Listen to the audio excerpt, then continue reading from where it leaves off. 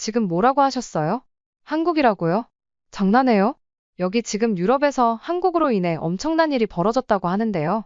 과연 유럽에서 어떤 일이 펼쳐지고 있던 걸까요? 안녕하세요. 제 이름은 클레망틴이라고 합니다. 저는 리옹에 있는 미식학교에서 요리를 전공하고 있습니다. 저는 늘 정통적이고 완벽한 요리만을 고집했고, 프랑스 요리라는 거대한 유산에 대해서는 자부심이라기보다 신념에 가까운 존경을 가지고 있었습니다.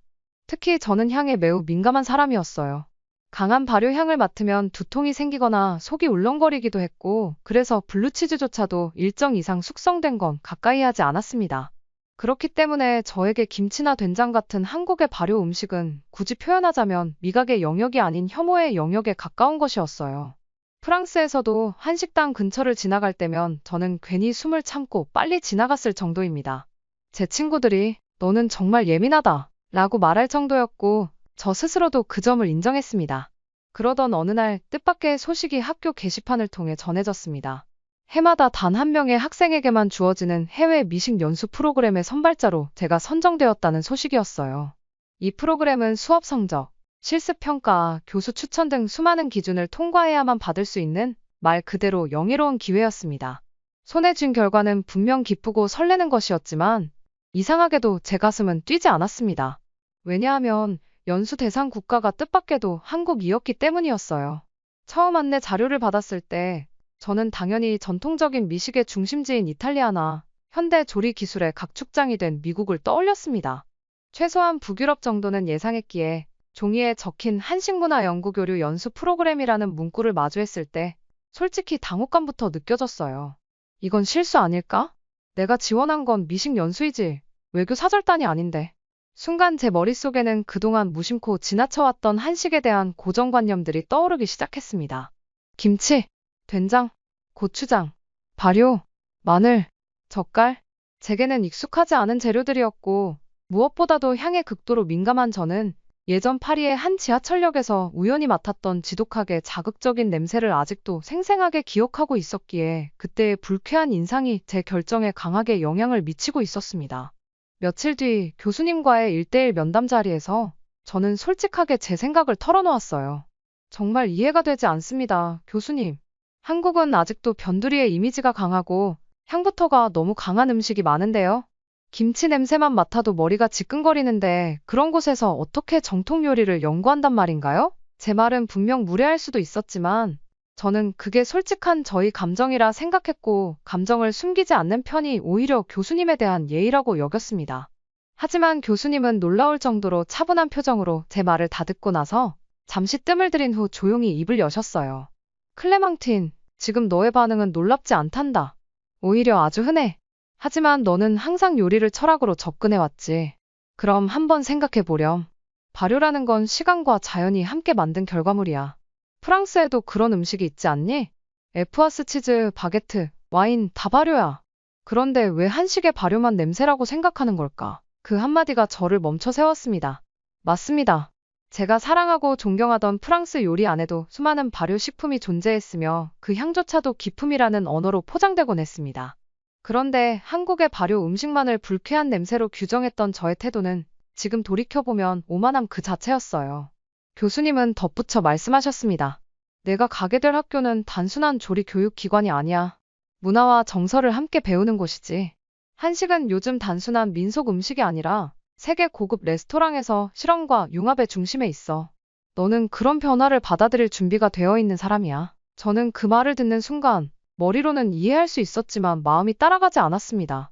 이성은 수긍하고 있었지만 감정은 여전히 저항하고 있었거든요.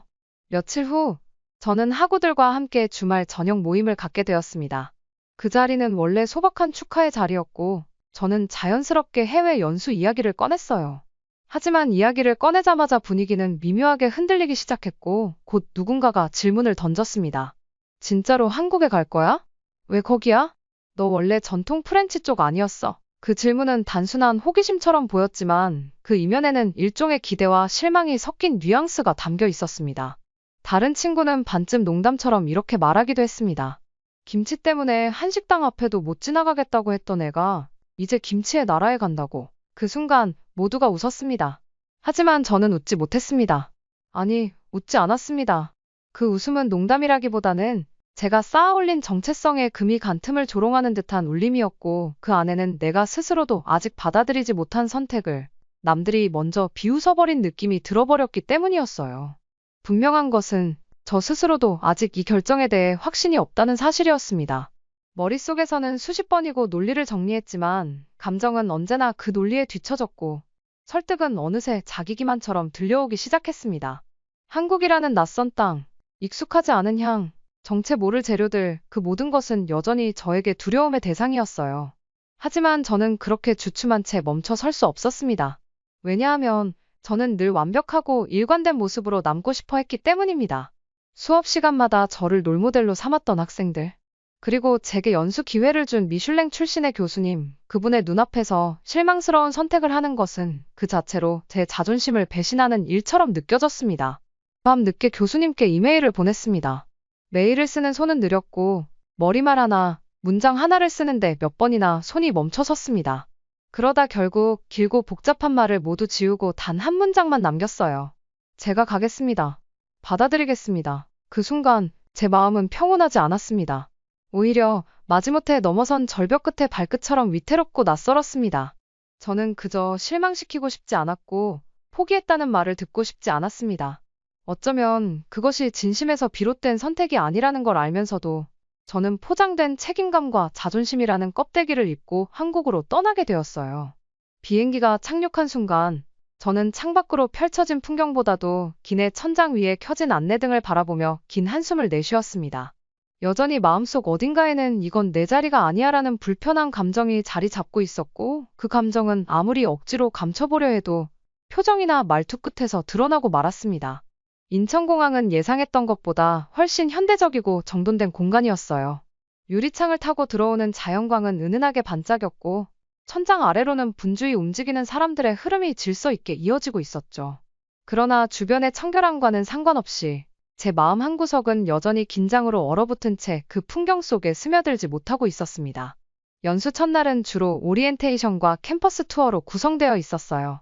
건물은 깔끔했고 안내를 맡은 스태프들도 친절했지만 저는 이상하리만큼 모든 것이 겉도는 듯한 느낌에서 벗어나지 못했습니다. 한식의 문화적 가치, 발효 음식의 중요성에 대한 짧은 강의가 이어졌지만 그 설명들조차 저에게는 어디까지나 알고 싶지 않은 이야기처럼만 들렸습니다. 그날 저녁 숙소에 돌아와 샤워를 하며 거울을 보던 저는 문득 이런 생각을 했습니다. 나는 지금 배우러 왔다는 착각 속에서 사실은 아직도 배우려 하지 않고 있는 건 아닐까? 그리고 다음 날 프로그램의 일환으로 서울 강남의 유명한 퓨전 한식 레스토랑을 방문하게 되었습니다. 차에서 내리자마자 눈에 들어온 건 프랑스의 고급 레스토랑 못지않은 세련된 외관과 유리창 너머로 보이는 모던한 인테리어였어요. 현대적이고 정제된 공간 안에서 김치나 된장, 고추장의 향이 날 거라 상상한 제 자신이 그 순간 꽤 우스워 보였습니다. 테이블에 앉자마자 식전주로 매실 식초에 탄산을 섞은 웰컴 드링크가 나왔습니다. 달지 않으면서도 입안을 상쾌하게 정리해주는 그 맛은 익숙하면서도 동시에 낯설었습니다.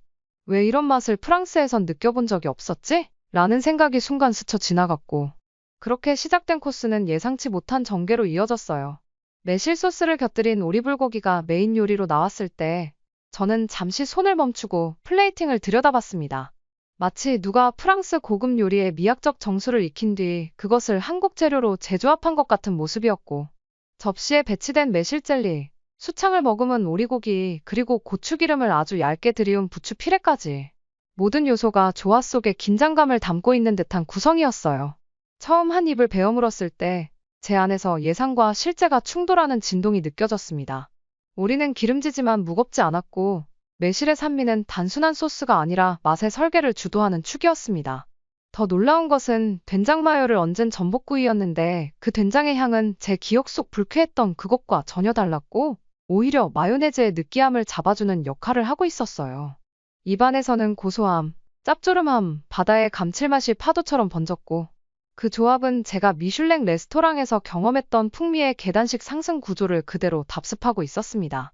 마지막으로 등장한 트러플 오일이 곁들여진 비빔밥은 그야말로 경이로웠습니다. 전통적인 비빔의 개념이 아니라 각 재료가 자기 역할을 존중하면서도 전체를 향해 수렴하는 구조였고, 트러플의 향이 한식 고유의 고소함과 어긋남 없이 융화되고 있었어요. 이건 모방이 아니라 완벽한 해석이었습니다. 숟가락을 내려놓은 저는 한동안 말을 잇지 못하고 있었어요. 왜냐하면 그 한 끼는 단순한 식사가 아니었고 제 오만함이 무너지는 조용한 혁명이었기 때문입니다. 이게 김치 냄새 나는 음식이라고. 그 말이 마음속에서 반사적으로 튀어나왔지만 이번엔 그 말 뒤에 놀라움과 약간의 존경이 덧붙여졌습니다. 한식 퓨전 레스토랑에서의 인상은 강렬했고 그것이 기존의 고정관념을 흔들어 놓기는 했지만 저는 여전히 프랑스 요리가 가진 기술적 정밀함과 구조적 우아함을 기준이자 정답으로 여기는 태도에서 완전히 벗어나지는 못하고 있었어요.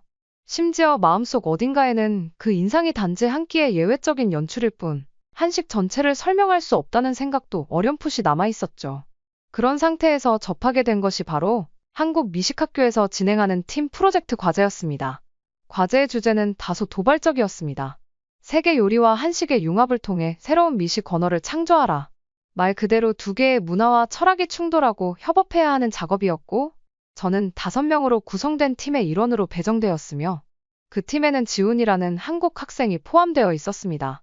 지훈은 이미 여러 조리 대회에서 수상 경험이 있는 기술과 감각을 겸비한 전도유망한 셰프 지망생이었어요. 그는 겉보기엔 조용하고 온화했지만, 요리 앞에서는 유난히 날카롭고 단호한 태도를 보이는 인물이었습니다. 그런 그의 자세는 처음에는 저에게 열정이라기보다는 고집처럼 느껴졌고 그래서인지 우리는 처음부터 대립각을 세우기 일쑤였습니다. 첫 회의에서 저는 곧바로 프랑스의 대표 요리인 비프 부르기뇽을 메인으로 삼자고 제안했습니다. 그 요리는 제가 수없이 반복하며 손에 익힌 레시피였고 저의 실력을 가장 확실하게 보여줄 수 있는 요리였기 때문입니다. 여기에 고추장이나 된장, 혹은 김치 같은 한국 재료를 장식적인 요소 혹은 양념의 포인트로 가볍게 활용하자고 덧붙였을 때 지훈의 얼굴에는 분명히 실망에 가까운 표정이 스쳤습니다. 그건 융합이 아니라 얻는 거죠. 지훈이 조용히 말을 꺼냈어요. 장 하나로 전체 맛의 맥락을 재편할 수 있는 게 한식이에요. 그런데 왜 그걸 격가지로만 쓰려 하세요? 저는 처음에 그 말을 도전적인 반응으로 받아들였습니다. 된장이나 김치처럼 향이 강한 재료는 자칫하면 전체 맛을 지배할 수 있어요. 메인 요리의 본질을 해치지 않는 범위에서 써야 한다고 생각해요. 그렇게 말한 저에게 지훈은 아주 짧고 의미심장한 한마디를 남겼습니다. 그건 아직 진짜 된장을 안 먹어봤기 때문일 거예요. 그 말은 제 자존심을 건드렸어요. 그 순간 저는 프랑스 미슐랭 셰프들이 말하던 맛의 절대감각과 소스 하나로 서사를 풀어내는 프렌치 요리의 고결함을 떠올리며 된장 따위가 그런 깊이를 만들어낼 수는 없을 거야 라는 확신을 되새기고 말았습니다. 이후 며칠간 우리는 한치의 양보도 없는 상태로 각자의 입장을 고수했습니다. 지훈은 된장을 소스의 중심축으로 한 요리를 만들겠다 했고, 저는 육류를 중심으로 한 프렌치 요리의 틀 안에서 한국 재료를 활용하겠다고 주장했어요. 회의는 길어졌고, 요리 콘셉트를 두고 설계도처럼 메모가 오가던 노트는 점점 낙서투성이가 되어갔습니다. 결정적인 전환점은 실습일이었습니다. 각자 완성한 요리를 서로에게 시식평가하는 날, 지훈은 된장 소스를 곁들인 훈연 오리고기를 들고 나타났어요. 첫인상은 솔직히 달갑지 않았습니다. 소스의 색은 어두웠고 접시 위에는 한국 고추기름이 살짝 흘러 있었어요. 그 강렬한 조합이 고급스러움을 유지할 수 있을까 의심이 들었습니다. 그러나 첫 입을 먹은 순간 제 예상은 통째로 무너졌습니다. 훈제된 오리고기의 깊은 풍미와 짠맛이 은은히 도는 된장 소스가 절묘하게 맞물려 기름진 육질을 깔끔하게 정리하면서도 감칠맛은 오히려 증폭시키는 구조였어요. 그건 단순한 소스를 넘어선 맛의 리듬과 흐름이 계산된 설계된 맛이었고 저는 충격에 가까운 감탄을 느꼈습니다. 이게 장맛이야? 어떻게 이런 밸런스가 나오지? 제 말에 지훈은 평소보다 부드러운 미소를 지으며 말했습니다. 된장은 그냥 양념이 아니라 자연과 사람, 시간이 빚은 구조체예요. 짠맛, 단맛, 신맛, 감칠맛 모든 맛이 다 들어있죠. 프랑스 소스랑 다르지만 결코 덜 정교하지 않아요. 그 말은 단지 발효식품을 옹호하는 수준을 넘어 음식에 대한 철학 그 자체를 담고 있었어요. 저는 그 자리에서 프렌치 요리의 구조 안에 갇혀있던 제 사고방식에 결정적인 금이 가고 있음을 느꼈고 그 순간 처음으로 제가 요리를 재료가 아닌 문화로 바라보아야 한다는 사실을 체감하게 되었습니다. 그날 이후 우리는 메뉴의 방향을 완전히 바꾸었습니다. 프렌치 훈제 오리 플러스 된장 리덕션 소스 플러스 김치 라따뚜이 그 조합은 그저 퓨전이 아니었어요. 프랑스 요리의 구성미와 한국 장맛의 철학이 처음으로 하나의 서사를 공유한 접시였고 그 결과는 생각보다 훨씬 큰 반향을 불러왔습니다. 발표 당일 심사위원 중 한 명이 말했습니다. 된장이 이 요리의 중심이었군요. 두 문화가 싸운 게 아니라 이야기했습니다. 그 순간 저는 깨달았습니다. 제가 지금껏 두려워했던 건 된장이 아니라 내가 몰랐던 세계를 마주하는 불편함이었다는 것을요. 그 과제를 기점으로 저는 점점 한국 요리에 매료되기 시작했고, 한식은 더 이상 발효 냄새의 대명사가 아닌 기억과 계절, 철학이 공존하는 살아있는 미학으로 다가왔습니다. 한국에서의 연수 일정이 끝나고 다시 리옹으로 돌아오는 비행기에 몸을 실었을 때 제 캐리어 안에는 된장, 직접 담근 유자청, 매실절임, 들기름, 볶은 김가루 같은 것들이 차곡차곡 들어있었어요. 예전 같았으면 그 향만으로도 피곤해졌을 법한 물건들이었지만 지금의 저는 오히려 그 익숙해진 냄새에서 그리움과 애정을 느끼고 있었습니다. 리옹에 도착하자마자 저는 그간 비워뒀던 작은 원룸의 창문을 활짝 열었어요. 세탁기에서 돌아가는 물소리, 오래된 아파트의 나무 계단 소리, 창밖에서 들리는 골목 카페의 잔잔한 음악까지 모든 것이 익숙했지만 제 안에는 이전과는 전혀 다른 감각들이 깃들어 있었습니다. 다시 수업이 시작되었고 교수님들과 동기들 앞에서 연수 보고서를 발표하는 날이 되었습니다.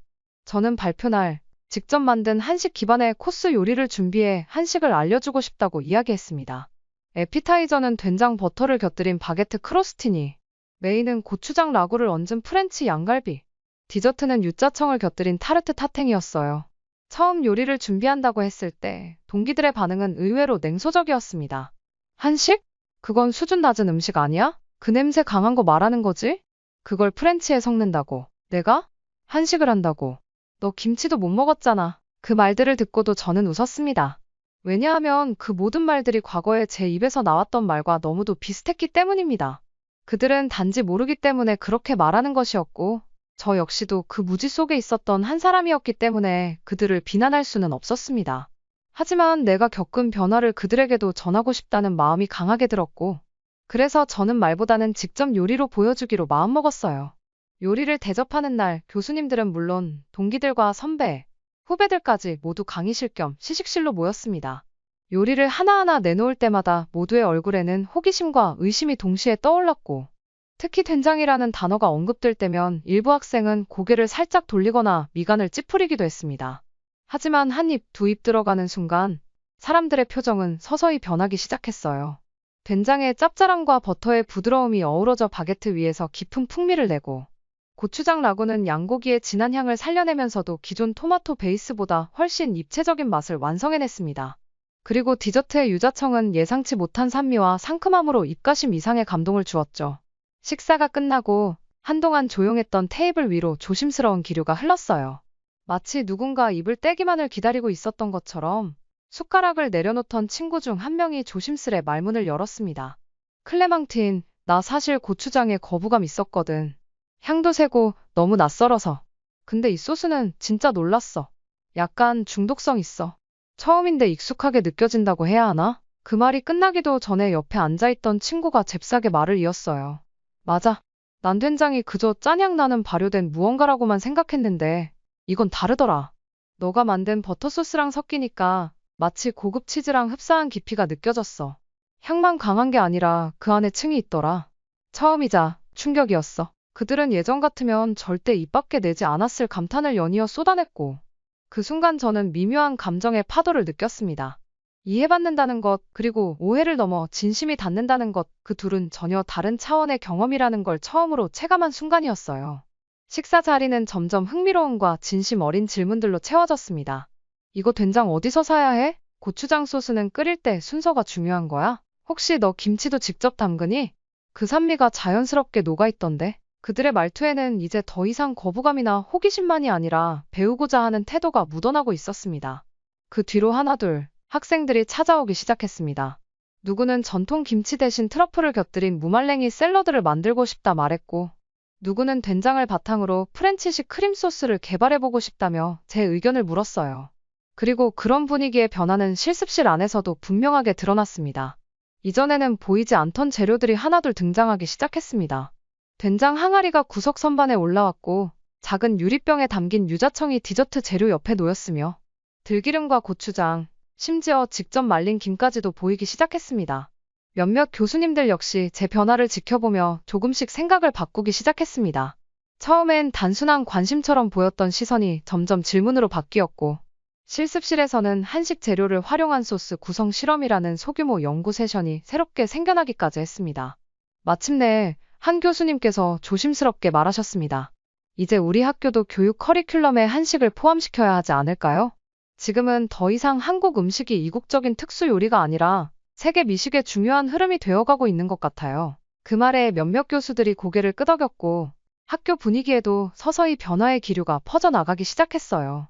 그 모든 변화를 묵묵히 지켜보던 한 사람이 있었습니다. 저를 한국에 보내며 앞으로는 한식의 시대가 올 거야 라고 말했던 미슐랭 스타를 받았던 저의 연수 지도 교수님. 어느 날 실습실 한쪽 오래된 조리 도구들 옆에 앉아 계시던 그분이 저를 부르셨습니다.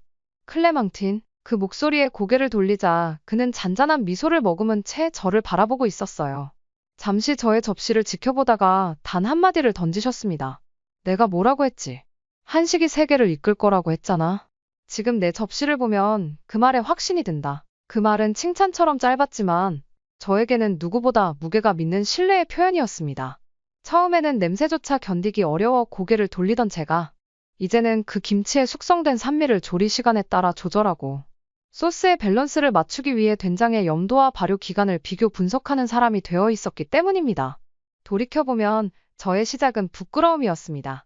발효 냄새 하나에 인상을 찌푸리고 향이라는 한 가지 기준으로 수천 년의 음식 문화를 단정 지으려 했던 그 무지는 지금의 저에게 있어 가장 값진 반성이 되었어요. 왜 그토록 한식을 두려워했을까? 왜 그 향이 나에게는 불쾌함으로만 다가왔을까? 그 이유는 단 하나였습니다. 알지 못했기 때문입니다. 알지 못했던 것을 미워했고 경험하지 않은 것을 낮게 보았으며 그 모든 판단은 결국 제 안에 갇힌 두려움과 무지에서 비롯되었음을 인정하는 데에는 참으로 오랜 시간이 걸렸습니다. 하지만 지금의 저는 다릅니다. 된장이 얼마나 정교한 발효 곡선 위에 놓인 재료인지, 고추장이 단순한 매운 양념이 아니라 단맛과 짠맛 그리고 깊은 감칠맛이 동시에 공존하는 감정의 조미료라는 걸 몸으로 이해하게 되었어요. 김치는 그저 발효된 채소가 아닌 시간을 저장한 맛이었고, 매 끼니 밥상에 오르는 국과 반찬들은 자연과 사람 사이의 오랜 대화가 응축된 형태라는 걸 알게 되었습니다. 이제 저는 한식을 단지 좋아한다고 말할 수 없습니다. 그것은 사랑이라는 단어로도 부족합니다. 한식은 제 요리 인생을 새롭게 설계한 두 번째 언어이며 제 감각과 철학 그리고 세상을 바라보는 눈까지 바꾸어준 삶의 축이 되어버렸기 때문입니다. 이 사연을 들으니 한식의 우수성을 전 세계가 알아주는구나 라는 생각에 정말 뿌듯하다는 생각이 들었습니다.